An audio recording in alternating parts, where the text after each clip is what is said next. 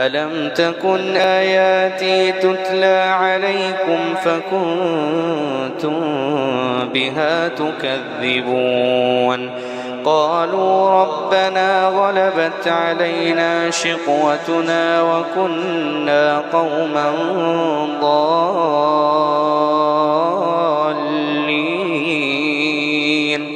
ربنا أخرجنا منها فإن عدنا فإنا ظالمون